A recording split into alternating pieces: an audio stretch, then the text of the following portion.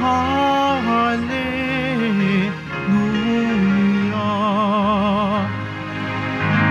Espiritong bumubuhay, ang salita mo may kapal, buhay mo ang tinataglay. Hallelujah, hallelujah, hallelujah,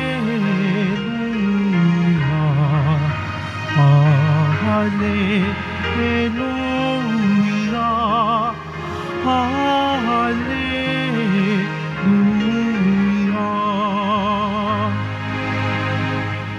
Sumainyo ang Panginoon. At sumaiyo rin. Ang mabuting balita ng Panginoon ayon kay San Lucas. Papuri sa iyo, Panginoon.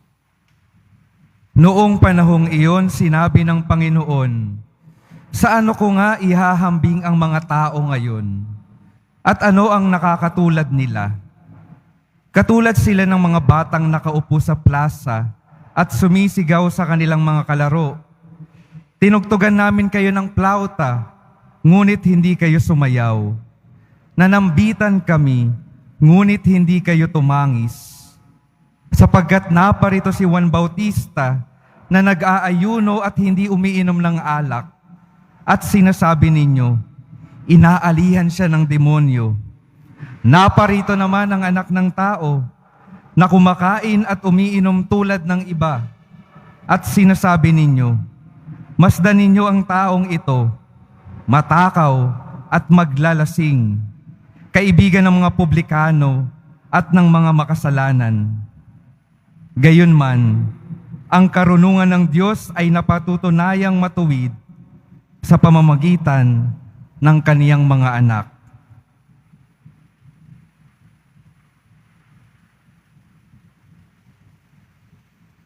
Ang mabuting balita ng Panginoon. Pinupuri ka namin, Panginoong Hesukristo. Magsiupo mo na ang lahat. Magandang umaga po mga minamahal kong mga kapatid na deboto ng Poong Jesus Nazareno. Magandang umaga po. Alam ko po na may mga tao sa buhay natin na palaging may nasasabi sa bawat kilos natin. Kahit anong buti ng gawa natin, palaging may nasasabing mali o masama. Palaging naghahanap ng kamalian sa bawat kilos natin. Hindi ho ba nakakainis yung mga taong ganon?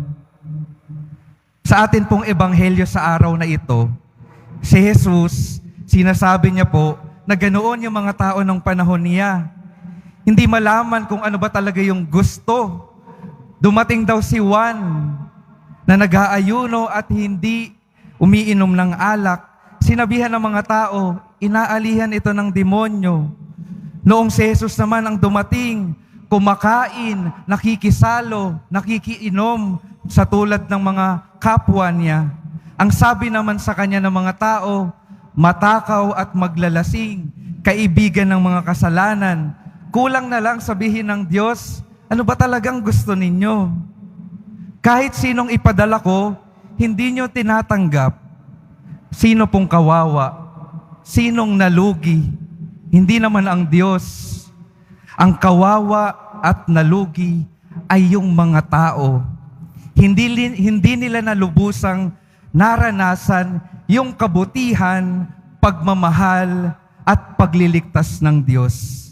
Kaya tandaan po natin mga kapatid, kapag puro paghahanap na lang tayo ng kamalian sa kapwa, hindi na natin makikita yung biyaya na kanyang nais maibahagi, na harangan ng ating puso na makita iyon. Kaya ang unang imbitasyon ko po sa inyo mga kapatid, tingnan natin yung ating mga puso. Marami ho ba tayong mga reklamo sa Diyos? Para bang hindi siya kumikilos sa buhay natin? Baka kung ganun yung mga tanong natin, baka katulad tayo ng mga tao noong panahon ni Jesus. Sarado ang puso sa Diyos.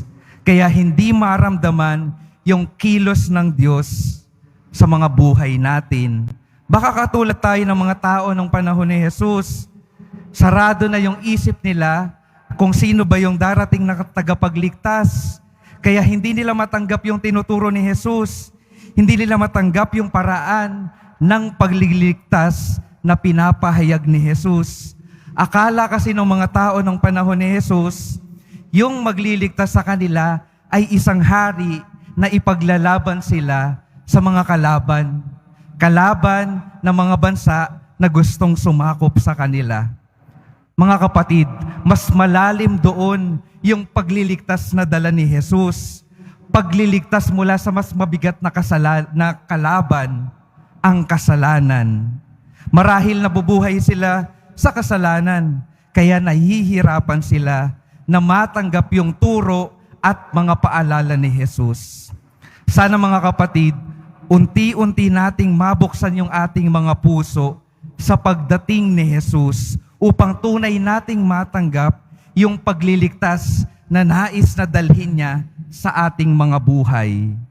Ang maganda lang po sa Poong Jesus Nazareno, kahit na hindi pa handa yung mga tao, kahit na sarado pa yung mga puso ng mga tao, kahit na marami pa tayong mga reklamo, patuloy ang Poong Jesus Nazareno na kumikilos para sa ikabubuti natin. Hindi siya titigil kahit tayo ay mareklamo. Sana sa ganoong paraan din natin matularan yung Panginoon. Huwag rin sana tayong tumigil na gumawa ng mga kabutihan kahit na ano pang masamang masabi ng ibang mga tao. Huwag nating hayaan na madiktahan tayo ng nasasabi ng ibang tao.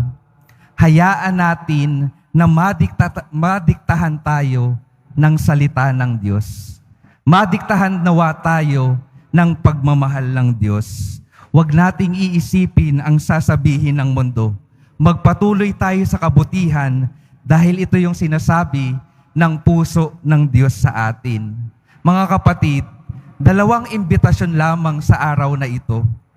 Una, tingnan yung puso, baka ito ay sarado sa pagdating ng Diyos.